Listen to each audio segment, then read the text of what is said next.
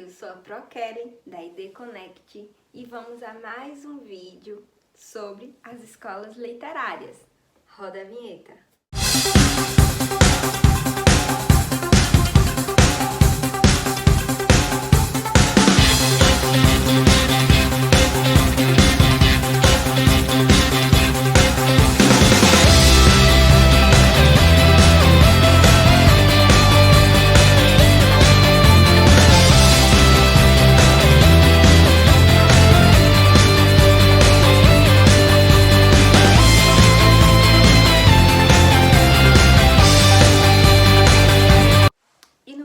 Hoje, dando continuidade a falar sobre as escolas literárias, nós vamos ver sobre os movimentos que fizeram parte da história do Brasil, certo?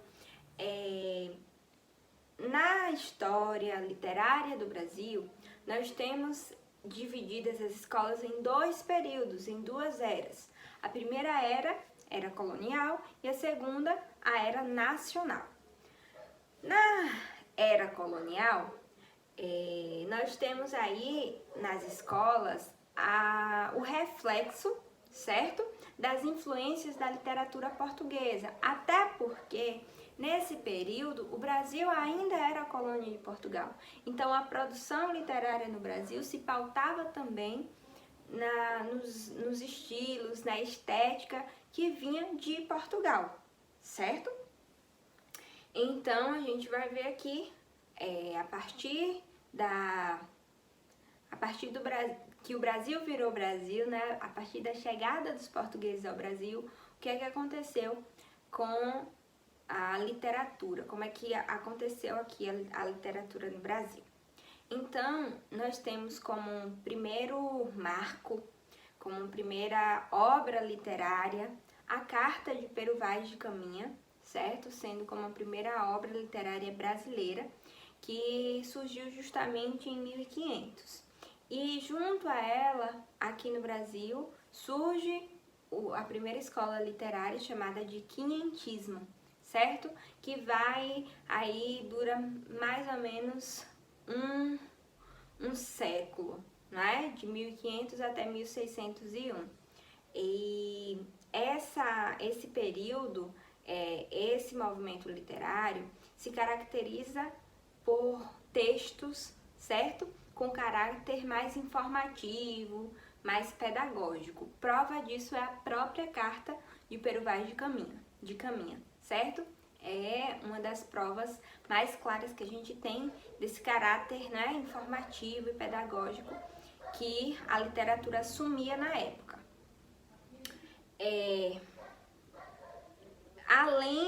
Além de Pero Vaz de Caminha, a gente tem outros representantes. Um deles foi José de Anchieta, com o poema A Virgem, é uma das suas produções, né, mais conhecidas, também que vão marcar o quinhentismo. Após o quinhentismo, a gente tem, a partir de 1601 até 1768, mais ou menos, né, a evidência maior do barroco, também com influências fortíssimas de Portugal. Essa escola literária, ela vai se caracterizar pelos detalhes, pelo exagero, pelo rebuscamento, também vai destacar, né? Destaca-se nesse movimento o cultismo e o conceptismo. Há uma disputa muito grande também no barroco entre a fé e a razão, né? Esse conflito entre fé e razão, esse conflito do homem entre defender aquilo que deseja fazer com o que é pecado e não é. Então há esse conflito interno que ele é reflexo do que vivia a sociedade, até porque com os movimentos anteriores, por exemplo, o próprio classicismo, o barroco ele vem meio que contrapor o que o classicismo defendia, do homem no centro de tudo, que ele era responsável, né, pelos seus atos. E aí o barroco vem, né, mostra esse conflito que o homem vem enfrentar entre a razão e a emoção, a razão e a fé, a razão e a crença, e vai ser tudo posto justamente nesse movimento que ele é apresentado não somente na escrita, mas na escultura e na pintura também. Por exemplo, na escultura nós temos aqui no Brasil o seu maior representante, que foi o chamado Aleijadinho, em Minas Gerais. Nós temos várias esculturas feitas por ele que vai refletir essa questão muito religiosa, de angústia, e principalmente no que diz respeito à estética mesmo do ser rebuscado. Nós temos muito essa prova. Na escrita, por outro lado, a gente tem Gregório de Matos, escritor baiano, certo? Que ele era conhecido como Boca do Inferno. Ora, as suas escritas traziam essa questão mesmo de denúncias sociais, né? Ele colocava era chamado, né, a famosa boca no trombone, e denunciava mesmo, fazia várias críticas. E ora, ele também tinha esses conflitos internos entre fé e razão, certo? Bem, uma outra escola literária que ainda faz parte da primeira era, a colonial, é o arcadismo, que vai o seu momento de ênfase entre 1768 a 1808, certo? E as características defendidas por essa escola literária eram justamente a exaltação da natureza, uma linguagem mais simples, um período literário que foi marcado basicamente, né, pela simplicidade, pelo bucolismo, certo? Por temas mais bucólicos, mais naturais. E como a gente viu, enquanto o barroco era tudo muito rebuscado, o arcadismo veio romper um pouco, né? Entrava aqui em oposição ao barroco. O arcadismo ele vai culminar aí com o neoclassicismo, que era justamente essa oposição com tudo que diz respeito ao barroco, a esse exagero, a essa luta, a necessidade de ser rebuscado. O arcadismo vai vir com o que é mais simples, com o bucólico, né? Com o que é calmo, com a harmonia, com a tranquilidade. Geralmente, uma escola sempre vai se opor à outra. E outra coisa que a gente precisa deixar claro é que assim, começou e terminou uma escola e pronto, e acabou. Não é assim. Por exemplo, existiu nesse mesmo período pessoas que continuaram, que manteram as mesmas características do barroco. Entretanto, quando a gente fala assim, esses períodos são períodos em que aquela escola literária ela surge e fica em evidência, certo? Não opõe a que já existia, continuavam pessoas adeptas a ela, mas elas surgem e aí se mantêm em evidência em um período. E aí surgem outras e dão espaço a outras escolas. Assim que acontecia. Mas não quer dizer que ao surgir uma nova escola, a antiga desaparecia. Agora nós damos início à segunda era, a era nacional, certo? Que caracterizam as escolas a chamada autonomia literária brasileira, né? As produções em que o Brasil aqui, ele já é independente, certo? Já é independente, lembrando que de 1808 a 1836, que é justamente o período que o Brasil adere, né? Consegue se tornar independente. Esse período a literatura passa por um momento de transição. A partir de 1836 surge aí de fato agora uma literatura que ela vai se sacralizar como uma literatura de fato nacional, certo? Sem essas influências europeias, sem essas influências trazidas aí de Portugal. Claro que apesar do Brasil ser independente, apesar agora do que era produzido aqui ser de fato nacional, a gente não pode tirar, né, de vez que essas características e que essas estéticas que foram mantidas por anos no Brasil, elas sumam de seus escritores. É claro que vai começar nessa tentativa de criar uma literatura de fato nacional, que é o que a primeira escola literária nos seus primeiros anos vai tentar fazer, mas a gente vai perceber que traz esses traços ainda muito europeus.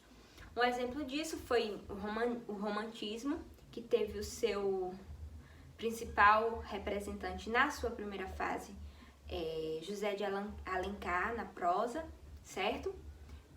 E na poesia a gente teve Gonçalves Dias, que vão marcar essa primeira fase justamente pela busca do nacionalismo, delimitar, não é demarcar espaços, dizer isso aqui agora é nacional. Vai caracterizar, né, a busca aí pelo nacionalismo e pela figura de quem realmente era nacional, que era o índio, tá? Então a primeira fase do romantismo é marcada pela identificação da nacionalidade e desse traço de quem realmente, qual é o ser humano que de fato marca o povo brasileiro, o índio. Então vai trazer a figura do bom selvagem, enfim, e é marcado dessa forma. O romantismo também tem mais duas fases. A segunda fase é o egocentrismo e o pessimismo. Tem como seu principal representante Álvares de Azevedo e finaliza o romantismo com a terceira fase, que foi a fase da liberdade, que tem como principal representante Castro Alves, que faz menção justamente às lutas abolicionistas que convergem ali com o contexto em que o Brasil vivia, né? Após a sua independência, durante esse período literário, o Brasil também passa pela luta contra a escravidão e que o romantismo, na sua terceira fase, também vai elencar esse período. Em seguida, nós temos outro movimento, que foi o realismo. Ele vem contrapor com o romantismo, certo? O realismo ele vai buscar a objetividade, uma temática mais social, né? A linguagem bem objetiva e procurar fazer denúncias sociais. Um dos seus principais representantes foi Machado de Assis. Depois do realismo, nós tivemos o naturalismo. O naturalismo vai agora trazer uma linguagem mais coloquial, ou seja, mais próxima mesmo da fala cotidiana, certo? Com temáticas polêmicas, e tem como seu principal representante vai ter Aloysio de Azevedo. Lembrando que nesse contexto o Brasil vivia um período pós-escravidão, então vários desses temas que eram trazidos tanto no realismo quanto no naturalismo eram temas voltados justamente para a vida dos negros pós-escravidão, né?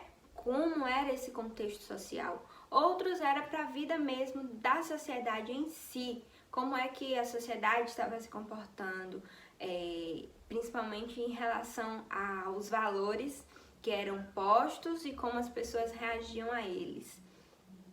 E depois do naturalismo a gente teve o parnasianismo.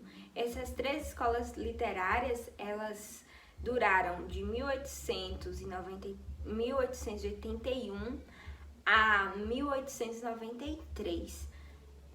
Como eu disse, elas surgiram mais ou menos as três ao mesmo tempo, né? Elas foram convergindo, ora autores eles realçavam ainda mais uma escola, outros realçavam outra escola, e assim ficava esses altos e baixos entre essas escolas. Nenhuma acabava apagando a outra, não era assim, né? Acabava com a escola, não. Eles iam, era mais mesmo pela forma de estética que cada um se identificava. Nós tivemos, certo? Nesse período também, como eu disse, o parnasianismo, que buscava mais o culto pela forma, enquanto o naturalismo e até o próprio realismo, né, não tinha tanta preocupação com a estética em si, com a arte pela arte. O parnasianismo mostrou diferente, né? O foco do parnasianismo não eram as temáticas em si, mas sim a arte pela arte, né? O culto à forma. Um dos principais representantes do parnasianismo foi Olavo Bilac. E outra escola literária foi o simbolismo, que tinha muita semelhança e muito vínculo com o parnasianismo. O simbolismo trazia consigo o subjetivismo, a espiritualidade, o miticismo, não é? São características dessa escola, além da valorização também da forma, da estética, certo? Então foram características bem marcantes no simbolismo. Um dos seus principais representantes foi Cruz e Souza. Depois do simbolismo, aí surge, não foi bem uma escola literária, foi mais um movimento de transição também, que foi justamente o pré-modernismo, tá? O pré-modernismo vai romper com o academicismo, que até então era muito defendido pelas escolas anteriores. Também é marcado por uma literatura marginal, certo? Pela marginalidade das suas personagens. Marcas muito profundas do pré-modernismo foram Lima Barreto, certo? Nós tivemos Euclides da Cunha, nós tivemos também Augusto dos Anjos, embora alguns estudiosos classifiquem ele como um escritor do simbolismo, mas diante da sua escrita em si, a gente vai perceber ele com traços pré-modernistas, certo? Nós tivemos também Graça Aranha, Monteiro Lobato, todos esses fizeram parte desse movimento de transição entre o simbolismo, o parnasianismo, até chegar ao modernismo, certo? Então, foi assim que ocorreu todo o cenário que antecedeu o modernismo. E aí nós temos o surgimento de outra escola literária, que foi o modernismo, né? O seu início triunfal foi marcado pela Semana de Arte Moderna, também conhecida como a Semana de 22, certo? Que foi uma manifestação artístico-cultural que ocorreu no Teatro Municipal de São Paulo entre os dias 11 a 18 de fevereiro, né? Eram dias intercalados, de 1922. Esse evento reuniu diversas apresentações de arte, dança, recital de poesias, exposições de pinturas e vieram carregadas das influências, apesar de ser do desejo realmente agora nacional, né, de revelar uma escrita, uma literatura, uma forma cultural realmente nacional. Essa primeira fase ela é muito marcada pelas influências das vanguardas europeias. Então, muitos dos seus artistas, eles foram estudar na Europa, eles tiveram contato, né? Eles moraram na Europa, principalmente na França, então eles tiveram contato, eles beberam da fonte dessas vanguardas, então, ao chegarem no Brasil, as suas formas artísticas estavam carregadas dessas vanguardas europeias. Claro que trouxeram essas características das vanguardas, porém tornando tudo muito brasileiro, certo? Então a gente teve a semana de 22, que foi o marco do início do modernismo no Brasil, certo?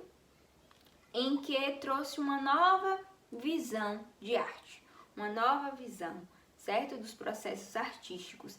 Inclusive, a Semana de Arte Moderna não foi bem aceita pela população, né? A população, no que eu me refiro, eram os apreciadores, aqueles que foram ali o contexto, os nobres, né?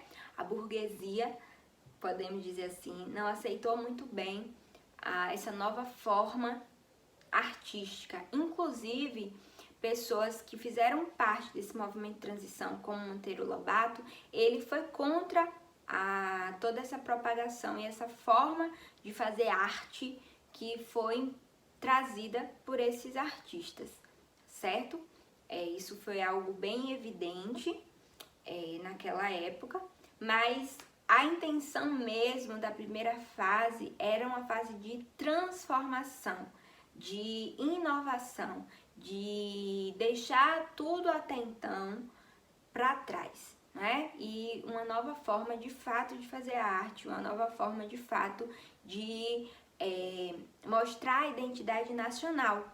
Porque até então, apesar de já fazer parte da era nacional, as escritas, a arte em si era ainda muito europeia.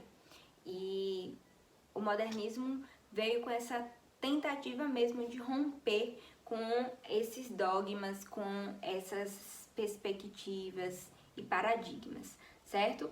Então, a gente tem o modernismo que vem com a renovação. A base do modernismo, a primeira fase foi a modernização, a renovação estética e radicalismo, certo?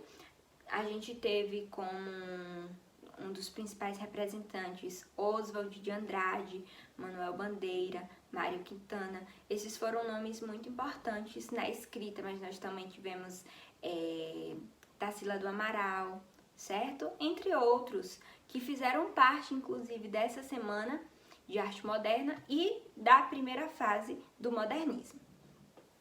Depois nós temos a segunda fase do modernismo, depois de já ter se concretizado aqui no Brasil, a segunda fase ela vem um pouco mais diferente, né? Vem com temáticas mais nacionalistas, continuam com essas temáticas nacionalistas, porém não tem mais esses traços tão radicais, certo?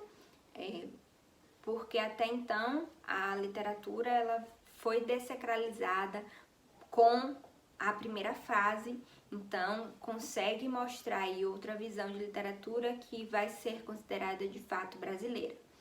E um dos representantes, né, um dos nomes bastante fortes da segunda fase foi Graciliano Ramos, certo?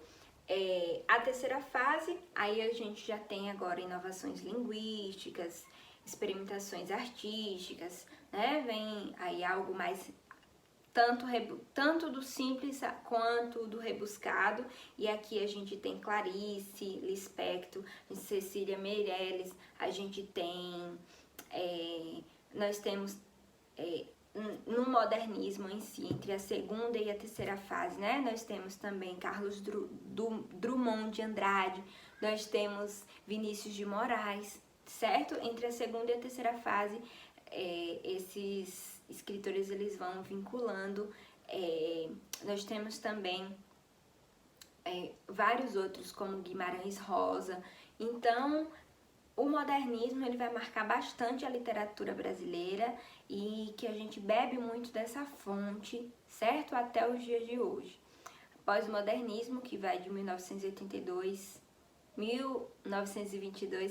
até 1950, surge agora, né, o pós-modernismo ou as tendências contemporâneas, que persistem, continuam até hoje, tá?